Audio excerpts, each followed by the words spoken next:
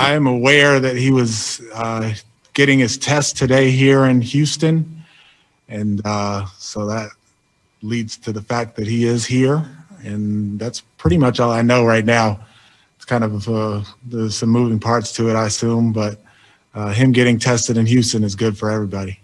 You know, trust is built day to day, and once the relationship begins, then we'll begin that process of trust. The good thing that I have here, and one of the reasons that I was so excited to get this job, is like we're not in a rebuilding situation. You know, ownership and Rafael have done a great job of putting a really good team together, adding John Wall, adding Cousins, adding Wood, and now adding James to that is still very exciting. Stephen Silas, by the way, for a rookie head coach, very impressive throughout these whole last few days. And I want to welcome in our ESPN NBA reporter down in Texas, Tim McMahon, who's been right on top of this story. Judging from what you heard from Silas and company today, when do the Rockets expect to see James Harden at practice? Well, that depends on when he clears the NBA's COVID protocols, and Stephen Silas isn't quite sure. But obviously the good news for the Rockets is James Harden is in Houston. He did report to the Toyota Center, so the process has begun to getting him cleared to be able to practice with the team. And, you know, the Rockets all along anticipated that this would happen at some point. Of course, they thought he'd be there for the start of camp, and they thought he'd be there yesterday. Imagine that. A couple days late, little Vegas vacation. Hey, little Vegas vacation. In some ways, it's, quote, James being James, but obviously, with the situation of him having requested to be traded, it is different than some of his previous Vegas vacations, his annual post-All-Star stop in Vegas and miss a practice situations. And I always like to point out for the people watching that, quote, holdouts, they don't work in the NBA. They don't work the way they would in the NFL. An NFL player can hold out and the clock on his contract continues. He's just not getting paid. In the NBA, the clock on your contract doesn't start until you report. So holding out doesn't do anything for a guy because it just pushes his attachment to the team that he might be holding out from for even longer. He can ask for a trade, though, and you reported the addition, Tim, of the Sixers to Harden's list of trade targets. What is the Rockets' reaction to this, especially since the man that they would be dealing with to make this trade would be Daryl Morey, who told them that he wanted to take a year or so off from basketball. They let him out of his contract, and a week later it turned out that he wanted to take what you have called it a gap week instead of a gap year, and showed up in Philadelphia. Yeah, and look, is it maybe awkward if they get into serious discussions? Sure.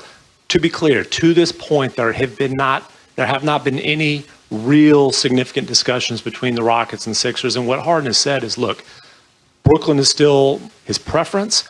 He would certainly be open to the Sixers or other contending situations, but there's just a short list of teams that fit both his criteria of a contender, and that can also give the Rockets the, you know, franchise cornerstone and bundle of either young talent or draft picks in return. And obviously that's where you get to the 76ers as a partner that could make sense.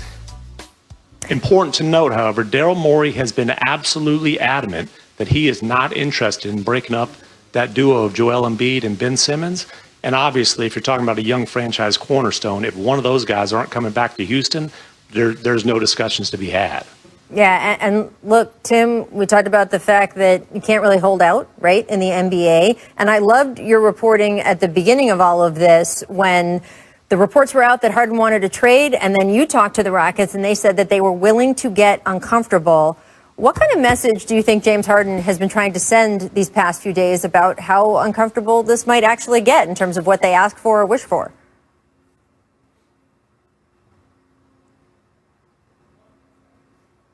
Oh, we've lost him. I don't know. I can ask our guys about what message James Harden has been trying to send. I'll bring back in Richard Jefferson and Kendrick Perkins here.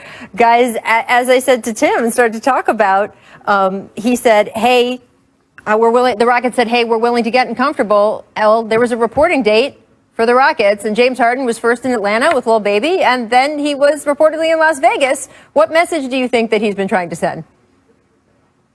I think that James Harden is okay with being uncomfortable also. I think that's the message. He's like, yo, that's fine. You guys can be uncomfortable. I'm okay with making this uncomfortable. Now, this is the thing.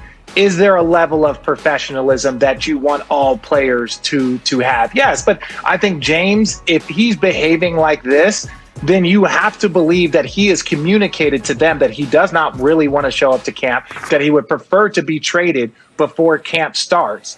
And so if they didn't take that in and they're saying, listen, you're under contract, you have to show up, then he's like, okay, well, I'm going to show up on my own time. And this can continue to get uglier on both sides, not just on his side. So hopefully they can come up with some sort of agreement.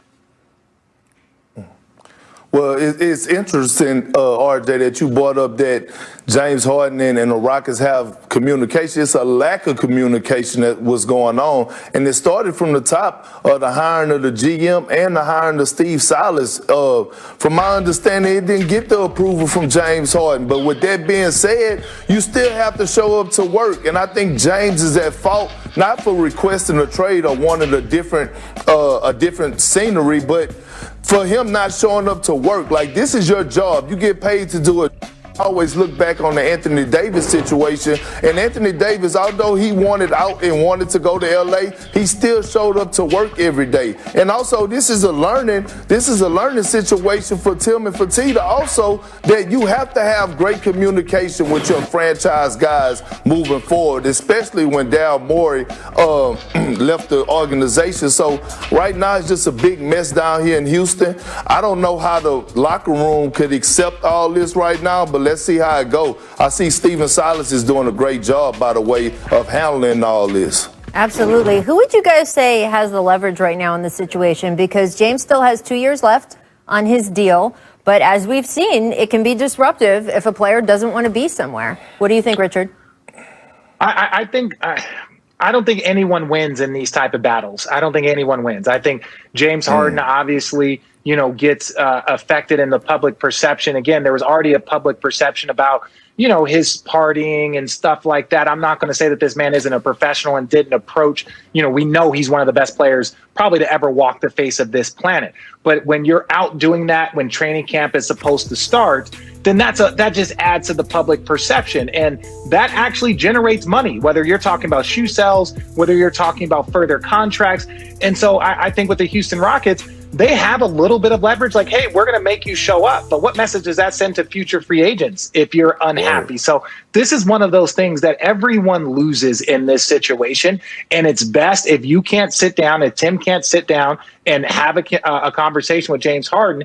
And if they can't leave that meeting with an idea that he's going to start and see how this goes, then they have to have the conversation about how you can move on from him and try and get your team as much assets as possible. Right. And Rachel, to answer your question, who has all the leverage?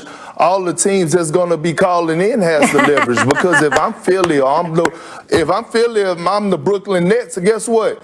The package that I would have presented 3 weeks ago, I'm not forced to present that package now because of how James Harden has carried and handled this situation by not reporting. He's almost forcing his hand, which is going to force the Rockets. And so now they're going to have to be forced to take anything. With 3 weeks ago, they probably could have got back a Ben Simmons or something to that nature along with some picks. But if I'm Daryl Morey, for example, and I'm the Philadelphia 76ers, I'm holding tight. I'm offering them a package, but it ain't including Ben Simmons.